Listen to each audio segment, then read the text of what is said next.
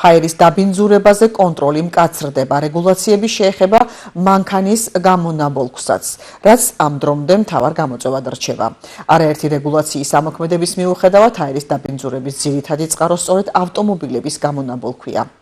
ცვლილების თანახმად გაიზრდება იმ ეკიპაჟების რაოდენობა, რომლებიც გამონაბოლქვის მაჩვენებელს ქუჩაშივე ზომავენ.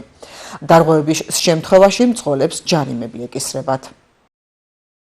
ქალაქის ქუჩებში მაინც ვხედავთ ავტომობილებს, რომლებსაც აქვთ ეგრეთ წოდებული თეთრი ან მუქი კვამლი, შესაბამისად გამკაცრება აუცილებელი არის ამ კუთხით, ვინაიდან საქართველოში ჰაერის დაბინძურების 71% მოდის ავტოტრანსპორტის დაბინძურებაზე. აქედან გამომდინარე ვფიქრობ, რომ ამ გარემოს დაცვის სამინისტროს მიერ ეკიპაჟების გაზრდა გამოიწვევს, რა თქმა უნდა, კონტროლის მეტ ხარისხს.